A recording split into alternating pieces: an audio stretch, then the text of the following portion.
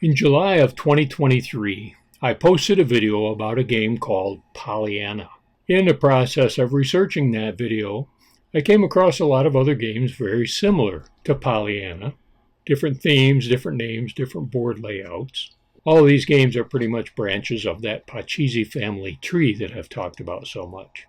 After I posted that Pollyanna video, I got a response from a viewer who asked me to do a video about a game that was invented in a Mexican prison. Well, I thought the same thing, but here's the video.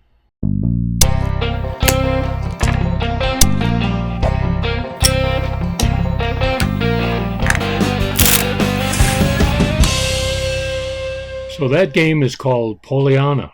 Well, if you put that word in a Google search, my Pollyanna video comes up.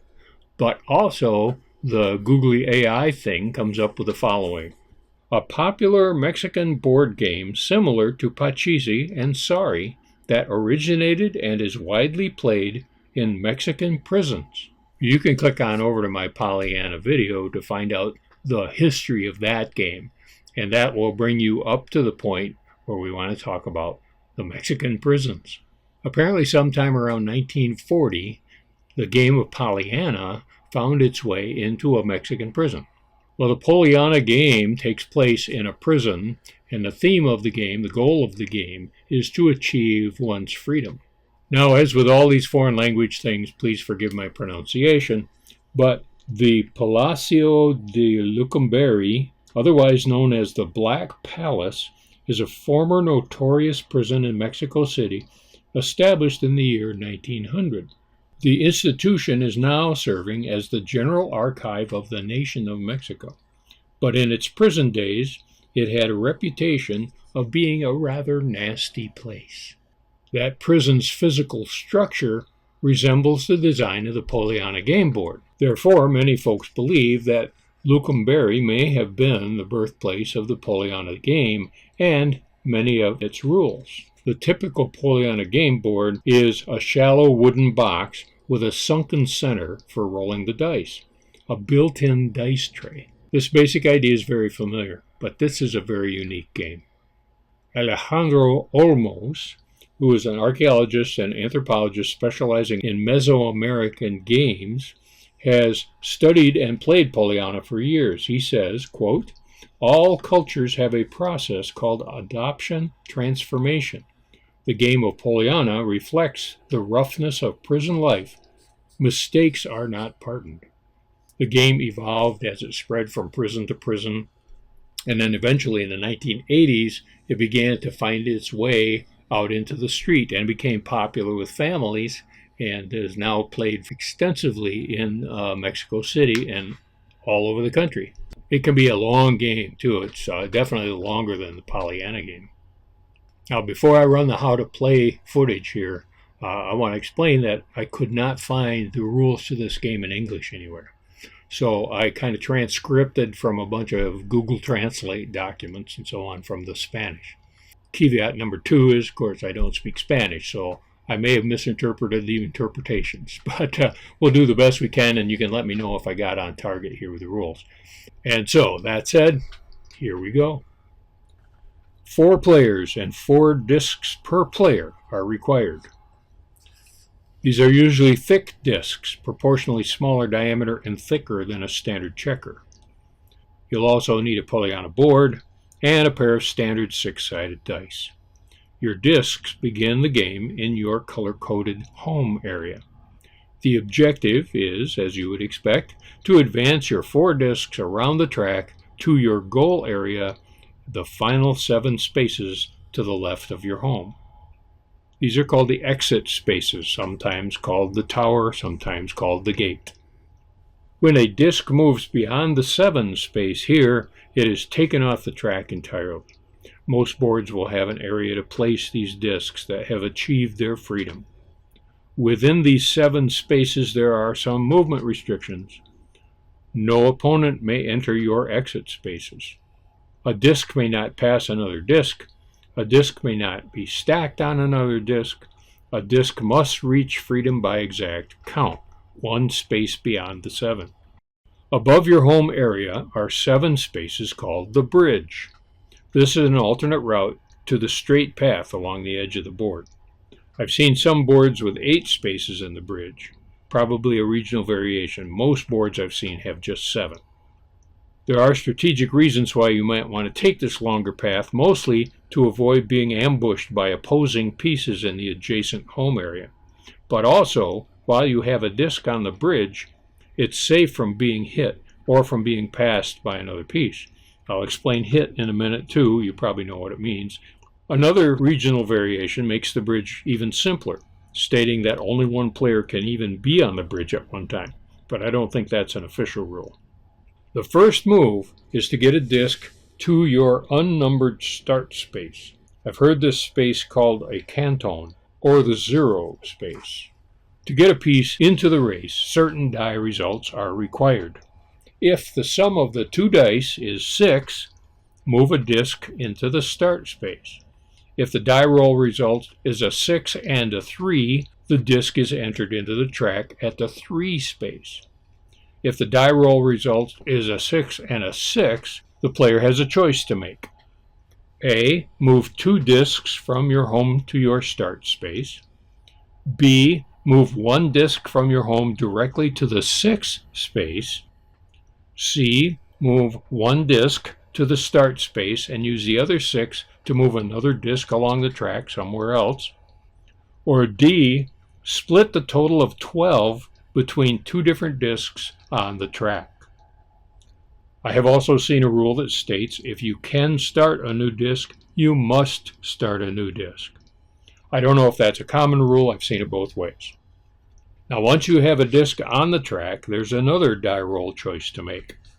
The total of the 2 dice may be applied to move a single disc along the track, or each die can be applied to a separate disc. Anytime you roll a double 6, the result of 12 can be split in any way between 2 discs. 5 and a 7, 4 and an 8, a 3 and a 9, and so on. Anytime you roll any doubles, you get another turn after the current die result is used. This means anytime, even if you can't use the die result. If when rolling your dice, a die should bounce out of the center tray, your turn is over and your lead disc is returned to your start space. The same penalty applies if you jump the gun and roll out of turn. Your turn is also skipped this round. And the same penalty applies if you miscount your move and someone catches it before the next player rolls the dice. Turns always pass to the right, unlike most games outside of Asia. Not sure why, but let's respect the tradition. And it's also traditional that if you touch a piece, you're committed to moving that piece, just like in professional chess. If a player lands on an opponent's piece, that opponent's piece is sent back to their home position, and this is often called a hit. The exception to this is if your disc should land on an opponent's piece that is in their own start space, then your disc gets sent back. So unless you have some strange strategic reason to go back home, don't do that. Also, whenever you hit an opponent, you get a free move of 10 spaces. If by chance you still have not used the result on your second die at that point, you can still do so after that 10 space bonus has been used. This bonus can be applied to any single piece you have on the track. There is one more rule under very specific circumstances. If you have a roll that allows you to hit an opponent's piece and move a piece out to your start space, the rule is to hit first. Anytime a player has 2 of their discs on a space together, it's called a tower. A tower of discs is safe from being sent back, and they form a blockade that no other piece can pass. Towers cannot be more than 2 discs high, except when they're located in your own start space or your own number 3 space.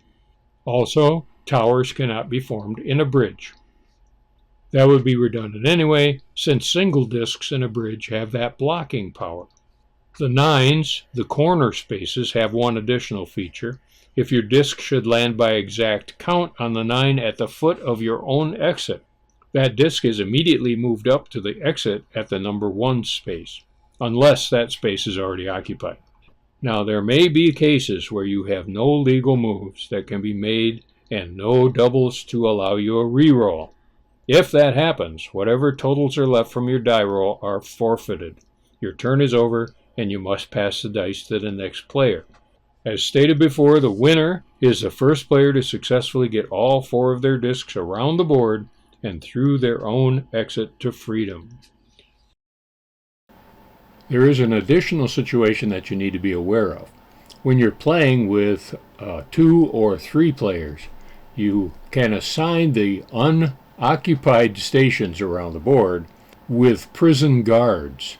Now this is kind of a dummy player to fill in the rhythm of the game around the table. And these NPCs, non-player characters, will start the game with a disc on their start space and a disc on their number 3 space. Here's the details of how that works. Here's the setup for 2 players and 2 NPCs. The first player rolls a dice.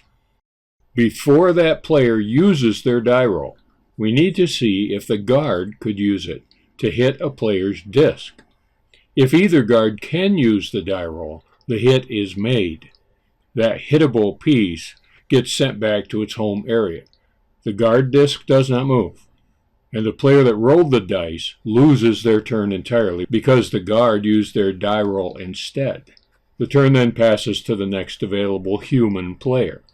Now be sure to check those guards every time. The guards always hit if they can. If you overlook a guard's potential hit on your turn, you will be penalized.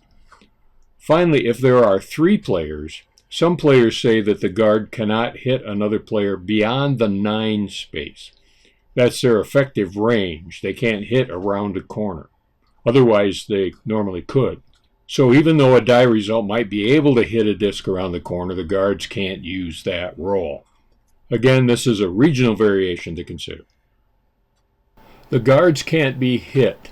In fact, if a player's piece lands on one of the guards, they're sent back to their home space. So don't do that. One final thing about the guards, they control that entire side of the board where they sit. And so players can't form towers on those sides. So it's basically clear sailing through those 2 sides, or that side if there's 3 players. I think that balances the game pretty well. I think that's the whole point about the stationary guards and their hits, and the bridges are still there, but it doesn't really make a lot of sense to use them. So Pollyanna has a lot of really interesting strategic stuff going on. I can see why it's a popular game. And as noted, there are variations on the boards themselves. There are a lot of really impressive custom boards that are being built. Let me show you just a quick little slideshow of some of the boards I found online.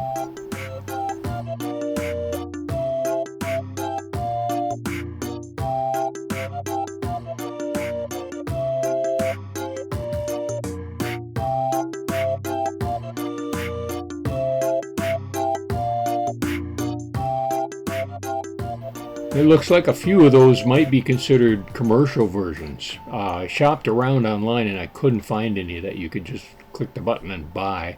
Even looking through the artisan sites and auction sites and stuff, I couldn't find any. But I'm very impressed, not just with the artwork, but with the game itself. Have you ever played Poleana? Would you? And if you have, let me know what you think. Is my praise justified? Thanks very much to Mr. W, a.k.a. Willies_Yay, for suggesting that I cover Pollyanna in my video series. I really appreciate that. And by the way, be sure to play every day.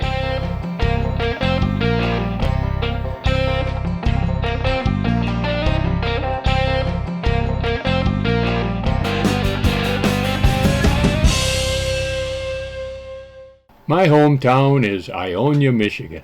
It's often been referred to as Prison Town because at one time we had 5 state prisons within just a couple miles of town. The oldest one, built back in the 1880s, has just recently been closed by the state. My grandfather was a guard there many years ago. We only have 3 prisons now. I live just up the road from 2 of these prisons, and we joke about having romantic evenings on the porch in the glow of the prison lights. And on a clear day, sometimes we can hear the announcements being made in the yard and so on. It's never bothered me to be this close to the prisons. I have had an opportunity to teach some classes inside the walls, and I can tell you that quite a few of the inmates do enjoy playing board games. And it makes me wonder if Pollyanna is being played inside Ionia's prisons. I'm going to have to ask around. Let you know what I find out. Meanwhile, I'll be back next week with more game stuff.